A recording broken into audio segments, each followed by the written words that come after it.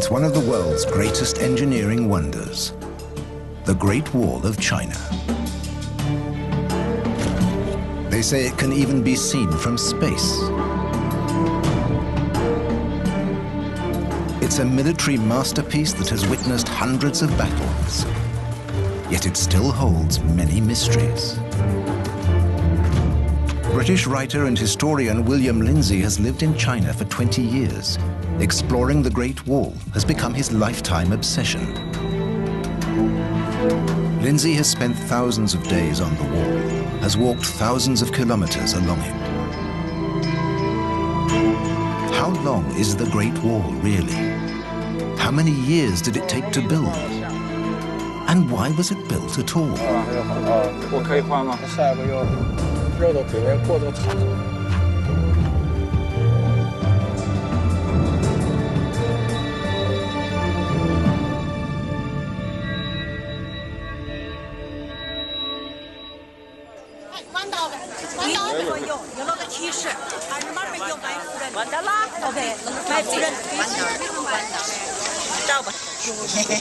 It's only a short trip from Beijing to one of China's most popular attractions. Millions of tourists come here every year to see the Stone Dragon, the Great Wall of China.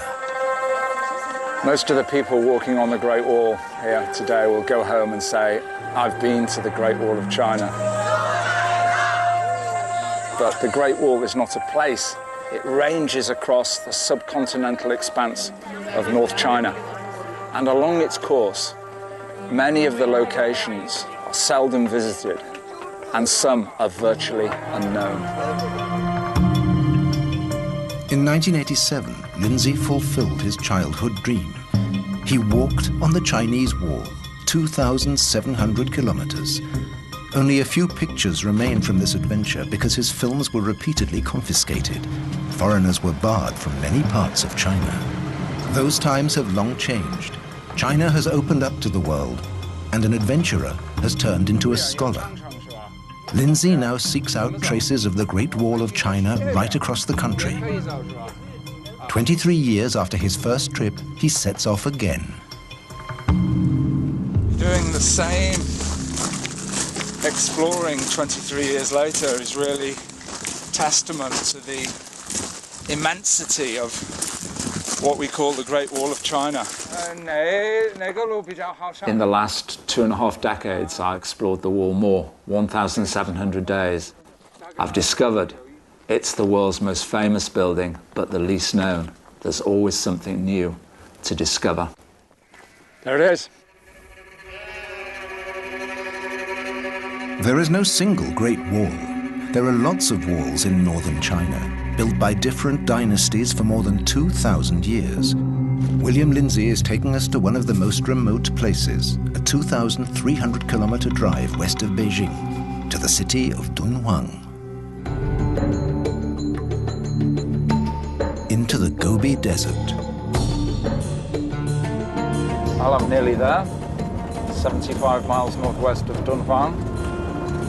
And it's a nice sunny day in the Gobi Desert, perfect conditions for exploring the Great Wall. In the shimmering heat, the dark ribbon along the horizon at first looks like a mirage. But these really are the remains of a wall, literally in the middle of nowhere.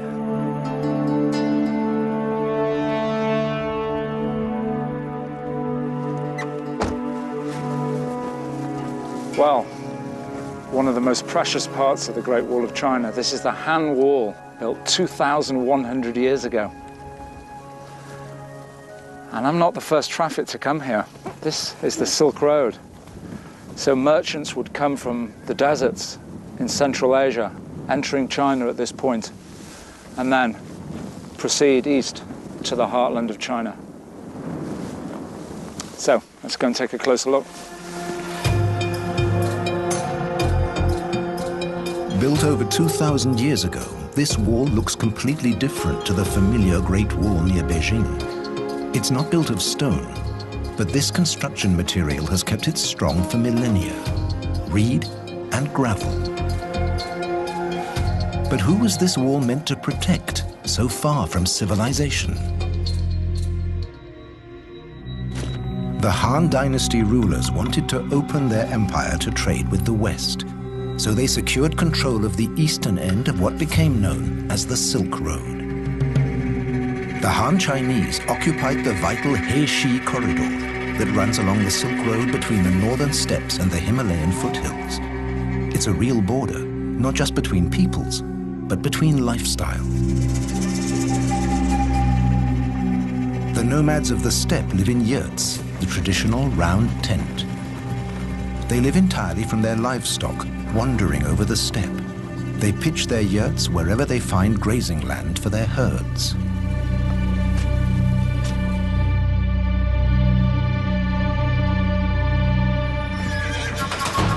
After enduring long, hard winters in the steppes, these nomadic warriors ransack China's northern provinces. Year after year, they kill and maraud, stealing food and metals, everything their lifestyle prevents them producing. The Chinese regarded their empire as the cradle of civilization. According to their Confucian philosophy, it was the cultural center of the world. Appeasing the barbarians along the border by trading with them was out of the question. War was too expensive, so the Han Emperor decided to build a wall. How many people were involved in the construction of the Han Wall? No one knows for sure. Reliable sources quote the calculations presented to the emperor. If one soldier can build 3 paces of wall in 1 month, then 300 men can build 3 li, about 1.5 kilometers. That means 1,000 li, or about 530 kilometers, would take 100,000 men 1 month to complete. So far, so good. And so many. Most of the soldiers were stationed at the towers. The towers had a dual use that made them most effective for defense. The beacon tower behind me was not only the perfect vantage point for guards on this frontier to watch for the enemy coming from the north, it was a signalling station. So when the enemy was sighted, this beacon would have been ignited. This is how it worked. As soon as a guard spotted nomadic warriors, he transmitted smoke signals by daylight or beacon fires at night. The alarm was communicated along the wall to garrisons located in the hinterland. How long is the Han Wall? Only recently have Chinese experts started to find out. We've joined the local archaeological survey team who are taking part in a national survey to locate the line of the Han Dynasty Great Wall.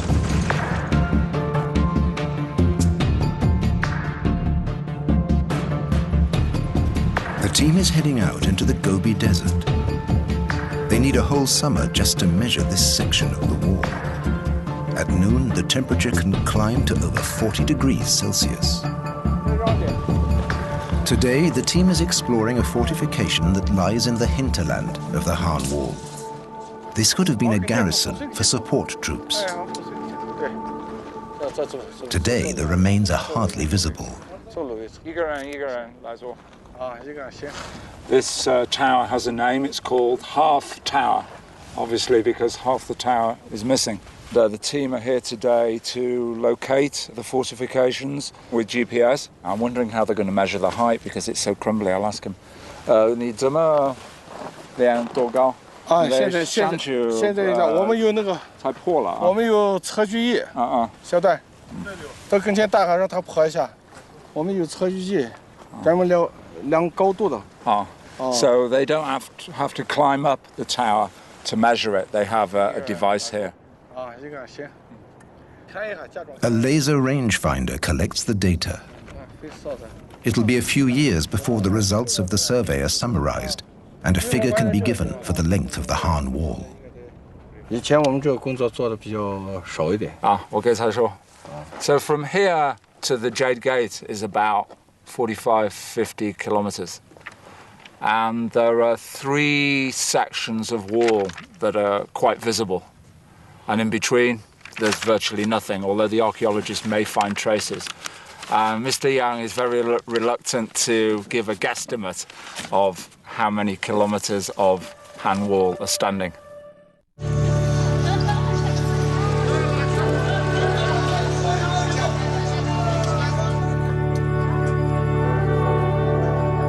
GPS team leader Mr. Young has given William directions to a place in the desert where the wall has a unique shape. It's a 16-kilometer hike, so William is buying provisions for the trip at Dunhuang Market. Well, raw meat wouldn't be very good ants in the deserts.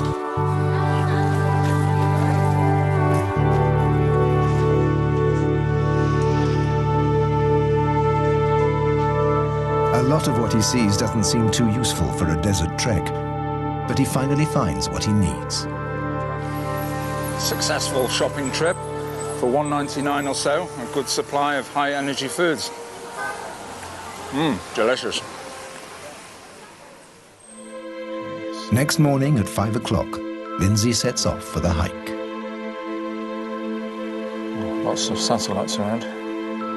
It's 14.4K.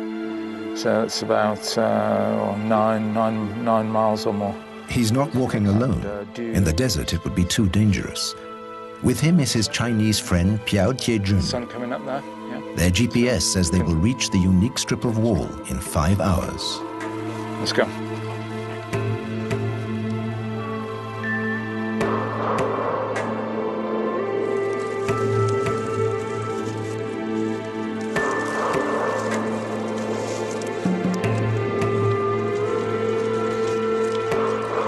It's cool now, but the sparse vegetation is tinder dry. There hasn't been any rainfall here for months.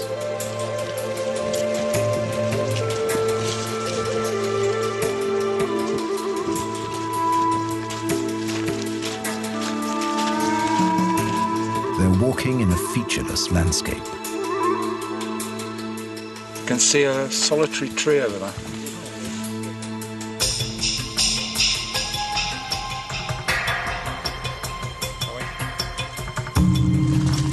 Back in '87, I just had a big map of the whole country. Basically, my journey along the wall from the desert to the sea was like that. 1,700 miles. Not the ideal map for hiking across desert grassland.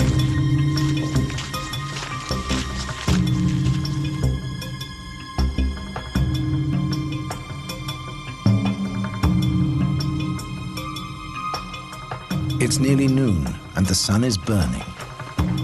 But finally, they arrive at the place they've been looking for. Hey, there it is. We made it.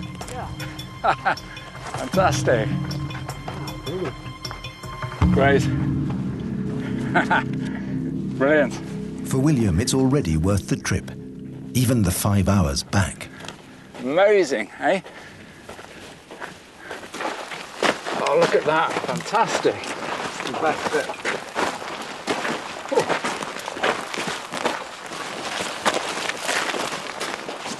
Of all the faces that the Great Wall of China has, this is the rarest of them all. This wall is made of wood. See, there's 6 layers of branches there. And in between, minimal use of the gravel. So I'm really glad I've come here today, well worth a 10-mile trek. Leaving the Dunhuang region and making his way east along the ancient Silk Road, William is aiming for a town called Jiayuguan. The historic site is 5 kilometers out of town. And the best view is from the sky.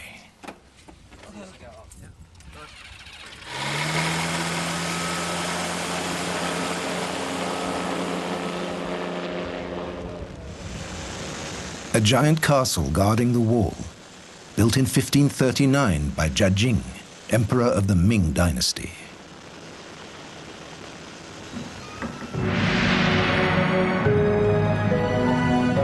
The Ming emperor's contempt for the nomads reached grotesque proportions, with the demand that the character Ji, standing for barbarians, should be written as small as possible.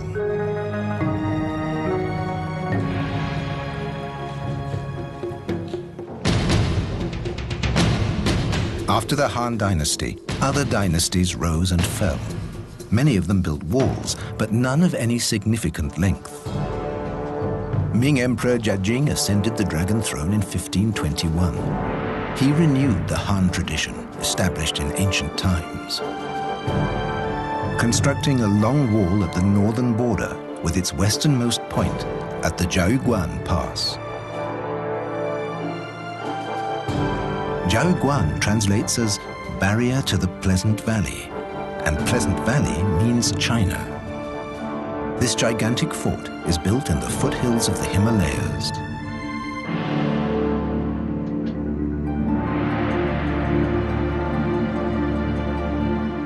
In the courtyard, the mighty walls form a kind of maze to stop invaders in their tracks. And there's a wonderful legend about its construction. To avoid wastage of materials prior to construction of the fortress, the architect was asked to calculate exactly how many bricks were required. He computed 999,999. The bricks were delivered, the fortress built, and at the end, the chief of works confronted the architect with a brick and said, "This is wasted." But the architect was too smart. He said, "No, I factored that into the equation. That brick should be placed over the portal, and it will bring all the guards in the fortress and all of those travelers passing under its portals good fortune." 600 years later, the leftover brick still remains.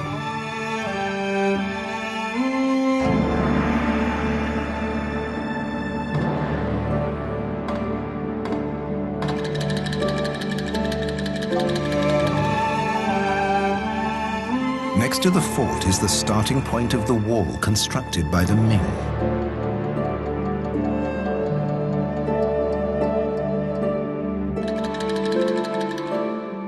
This wall has nothing in common with the brick and stone wall north of Beijing. It's made of rammed earth, and although it's more than 400 years old, it's still in good shape, and it's still wide enough to walk on.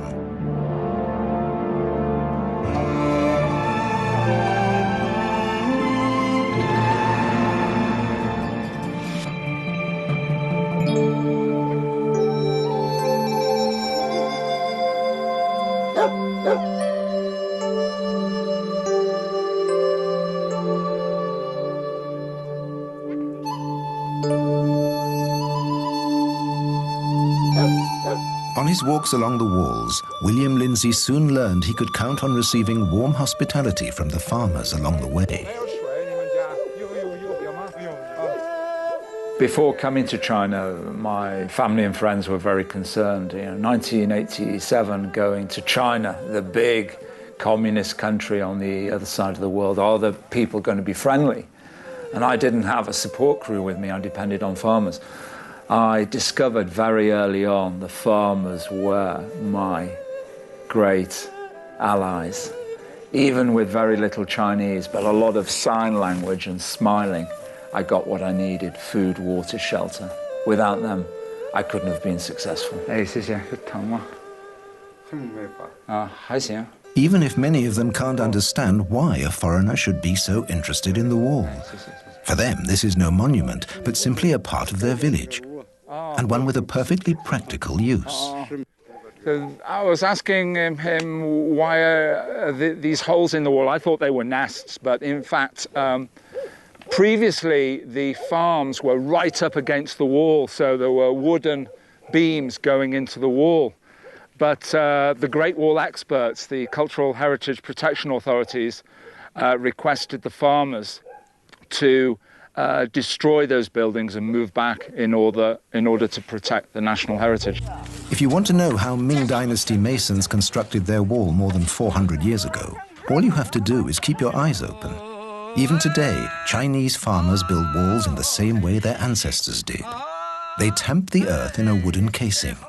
Tamp, put layer on layer. They even sing the traditional folk songs passed down from their forefathers. A house is not complete without a wall around it, says an old Chinese proverb.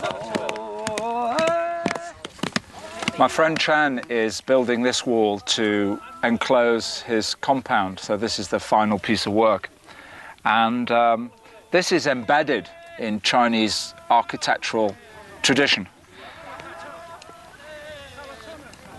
Whether it's a compound or a village or a kingdom, it must be enclosed, completely safe.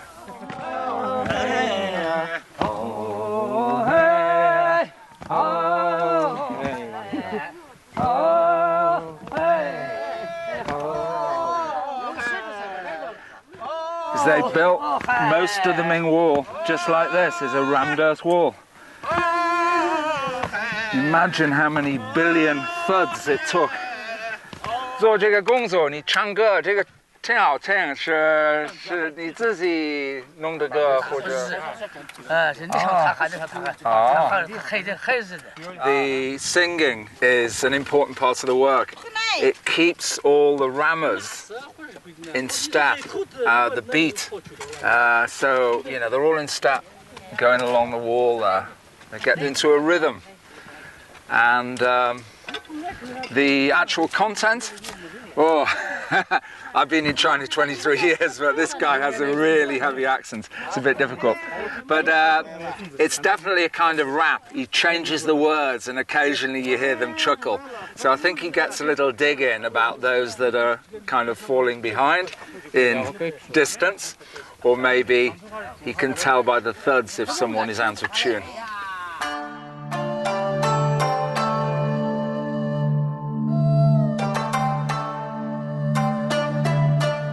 This group of about 20 farmers, mostly women, took a day to erect about 27 meters of wall. We don't know if their ancestors could have worked better or faster. But we do know they would have used the same materials and tools, except for the tractors carrying the clay and the cell phones. 好了好了，挂掉了吧。行了，好了。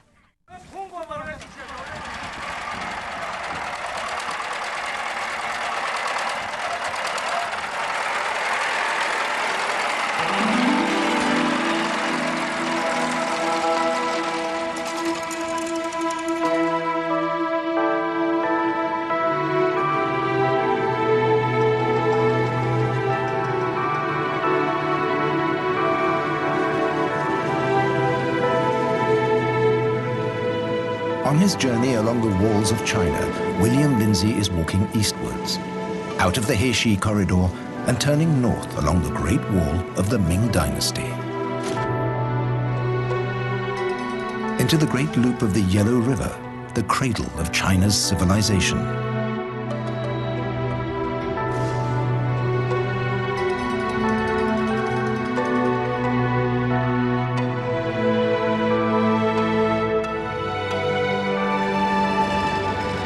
This has always been the gateway for the nomads to enter China. Here, though wind and weather have done their worst, the wall and its towers can still be made out on the crags above the river.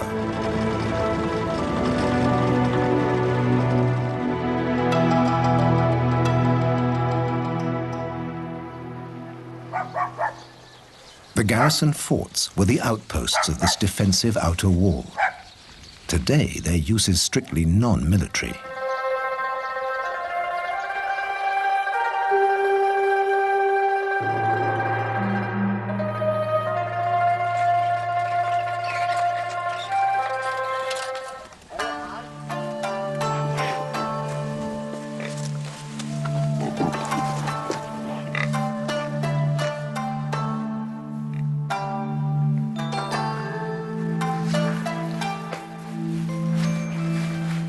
Oh, I love staying in the countryside.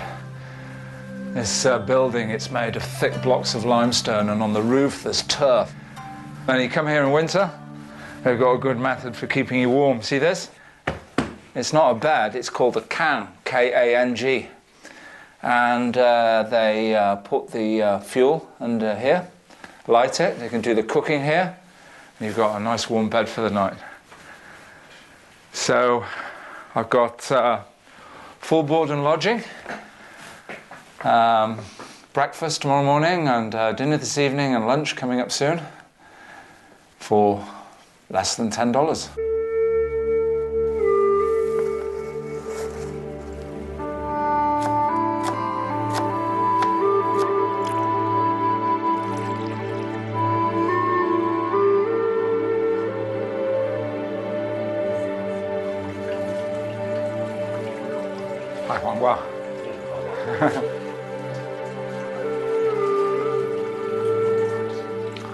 I should apologize for the slurping. It's part and parcel of eating in China. Considered a sound of an appreciation.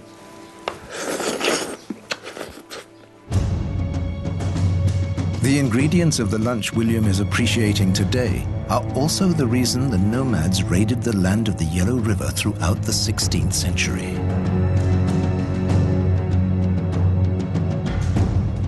In the year 1549, the barbarians come to plunder.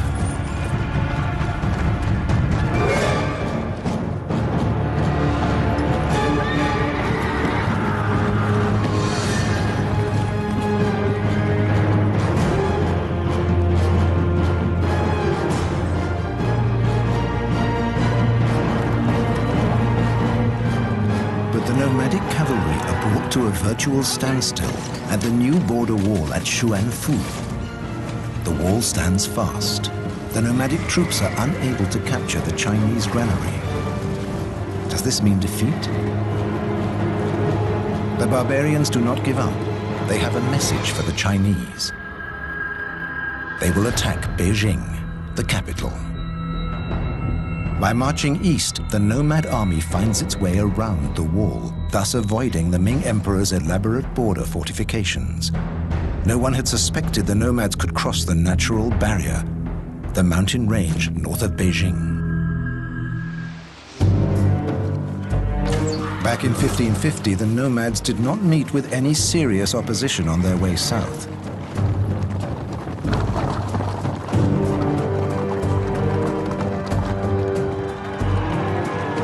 They terrorized Beijing's suburbs for 3 days.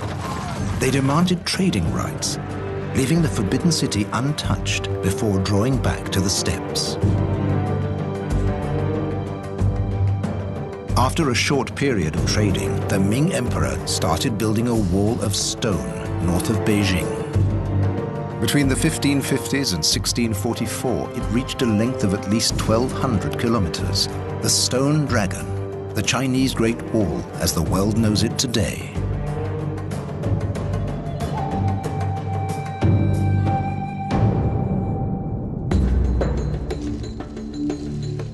How many people were needed to build it? Official figures are rare, but in some inaccessible sections of the wall there are still stone tablets engraved with texts that could give us that information.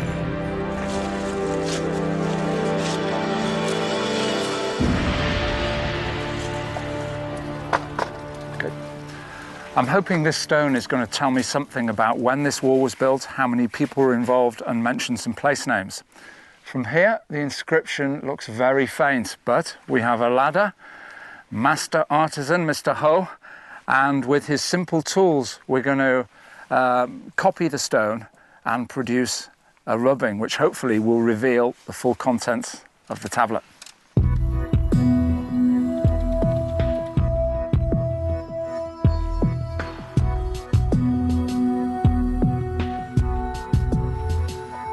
This ancient Chinese copying technique starts with gluing a sheet of paper onto the tablet, simply with water. This is step number 1. Step number 2, dazi, translates literally as typing characters. So he's using a brush and he's hammering the paper into the carvings.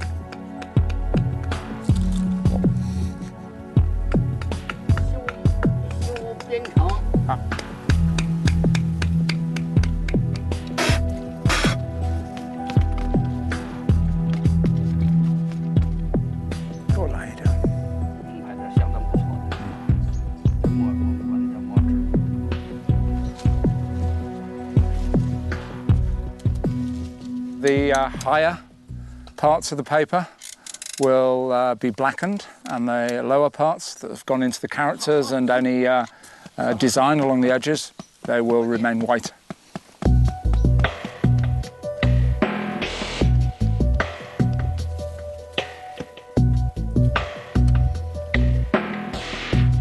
After 3 hours of sponging and drying, Mr. Ho presents his piece of art.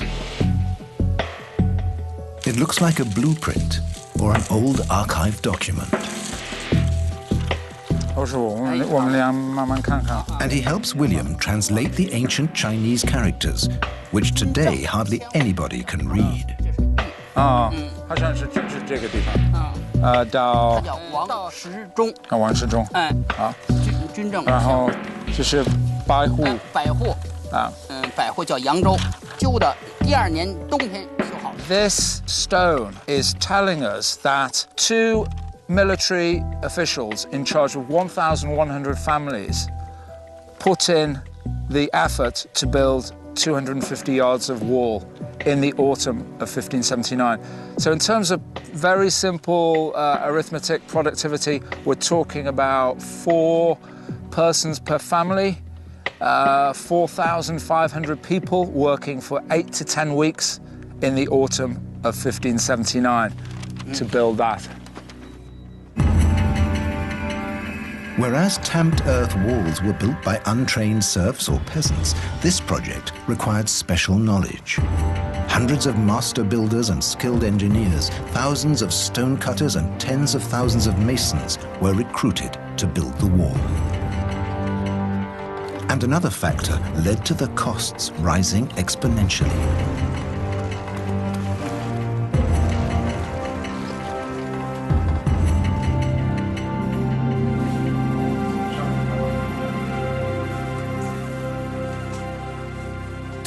Tamped earth walls were built using materials available on site. The material for the new wall had to be manufactured before use. The Chinese had devised a network of brick kilns set up near the construction sites. One of these sites was found by local farmers and inspected by Professor Wang Cunong, curator of the Great War Museum in Shanghiguan. So at this location, they discovered around 60 brick kilns, and it ranks as the best production center of bricks preserved along the whole length of the Great Wall. And it's estimated that each kiln could fire 5,000 bricks. Now, given that there are 60 kilns in this valley, the production of this center alone would be equal to 300,000 bricks per month, industrial scale production. Then as now, mass production is one thing, but it's a different matter to transport the product to where it's needed. Logistics. Now, key question, very interesting question is, how did they move all the bricks up there? 王老师，你觉得我们离长城就是在上面，我们可以看那个烽火这的转到长城上面。 Again, there is almost no historical record to answer this question. But Professor Wang has his theories. People may have carried a few bricks on their backs like this. And also it's been suggested a herd of goats could have carried a lot of bricks up there quite effectively. 2 bricks on the back of the goat, and the bricks are joined together with rope, so the goat is quite balanced as it's moving up the mountain.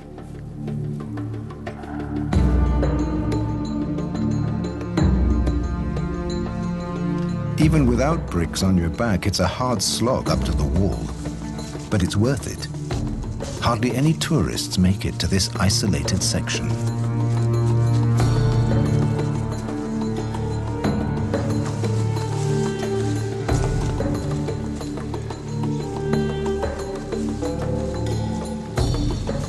Every time I come up here on these trails, I spare a thought for the builders who had to heave, push all of this building material up here, all these blocks, all of these bricks.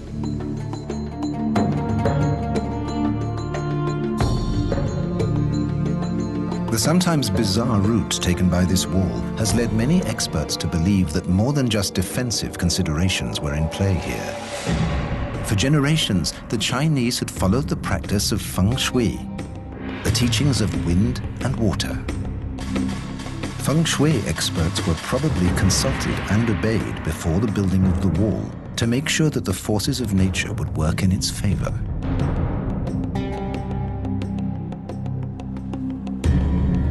Spending his days alone on the wall, Lindsay imagines how the soldiers must have suffered here. Cut off from the world, enduring winds and foul weather, squeezed into bare and cramped quarters for months on end.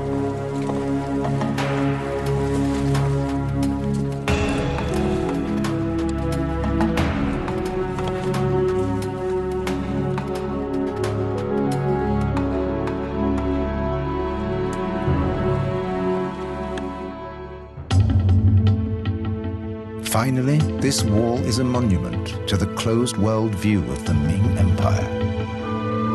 It circumscribed their universe and excluded everything that was foreign. Often scratching around in this rubble, you can find bits of pottery. Not sure what this stone is. This stone looks quite interesting. Maybe a brick, I don't know. Let's have a look.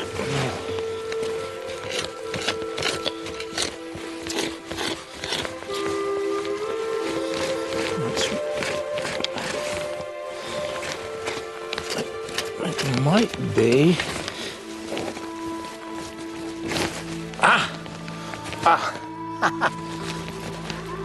That is a stone bomb that would have been packed with gunpowder, a mud seal, a fuse, and the towers like this were just packed with these, maybe 50 or 100, to be lobbed off the wall when the tower was attacked. So that's a really good find.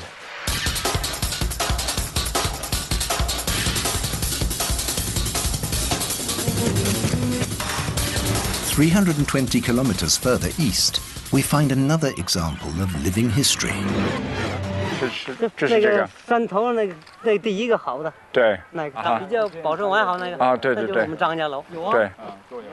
骆家楼。This is Zhang Heshan. His ancestors built the wall here 440 years ago.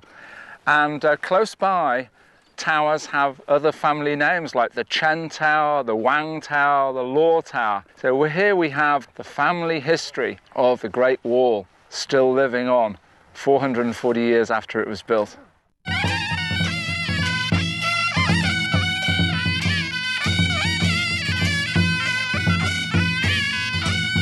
Even today, they still worship their ancestors by celebrating ancient festivals.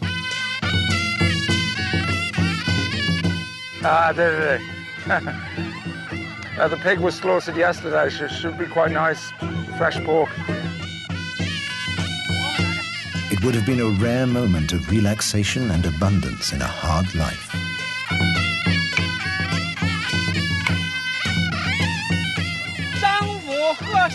As the oldest member of his family, Mr. Zhang makes the sacrifice to his ancestors and burns incense sticks.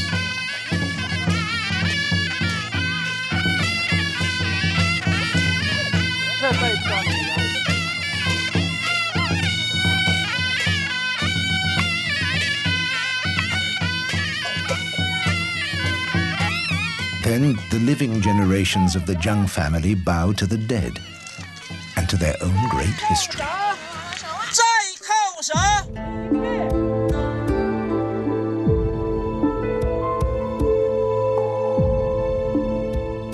The village families had to look after and feed the soldiers in the towers.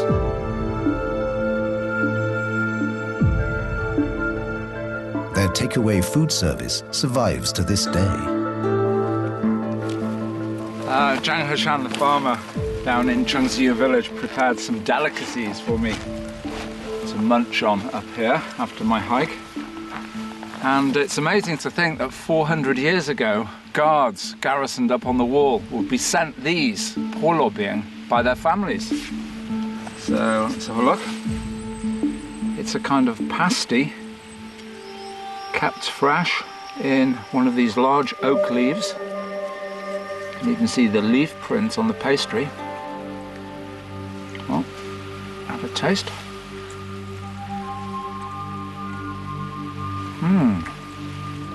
Full of chives.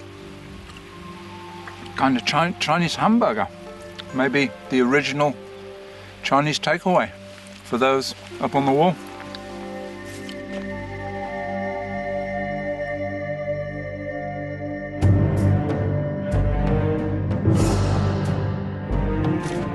By 1644, just short of 100 years of construction, the most impressive defensive wall ever made by man was finished. However, it was not one single great wall. It comprised a system of several defense lines, from the mountains to the sea. In 2009, after a national survey of the Ming Wall, Chinese officials announced that the total length is 8,850 kilometers. This is the end at Shanghaiguan, meaning Mountain Sea Pass.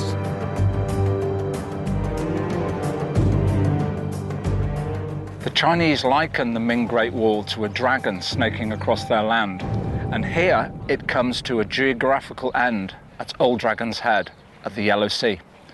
Not far from this location, in 1644, the commander of Shanghaiguan faced his biggest challenge, an event which led to the end of the Great Wall functioning as a national defense. Professor Wang is taking William to the gates and walls in the outskirts of Shanghaiguan. This is the place where the Great Wall story came to an end. The construction of the Great Wall led to the financial and strategic collapse of the Ming Dynasty. Revolts broke out everywhere in the empire. An army of rebel peasants marched on Beijing, where they toppled the emperor. Then on to Shanghaiguan, the last stronghold of the Ming Empire. But a mighty army had risen from the steppes, heading for the Middle Kingdom, the Manchus. Caught in between, Wu Sangui. He was the general in command of the fortress at Shanghaiguan. Now he was under siege. What could he do? This was a powerful garrison, but was it strong enough to fight off attackers on two fronts?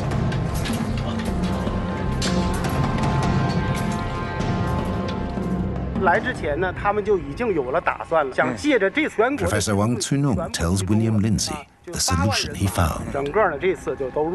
So trapped between two enemies, Commander Wu Sangui knew he couldn't defeat them both, so he came up with a plan to offer an alliance treaty with the Manchus in the north. And the two armies joined and confronted the peasant rebel army, and they defeated them. A wall is only as strong as the men who guard it, Genghis Khan is supposed to have said.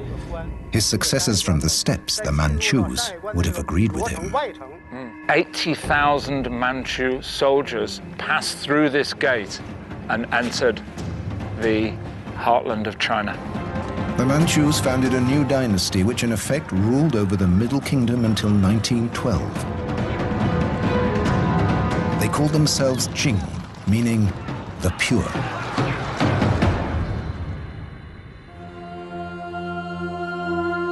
And the Great Wall was of no use anymore. But its story did not come to an end. Even today, nobody knows how long all the Great Walls of China really are. There are still many more walls and stories to be discovered.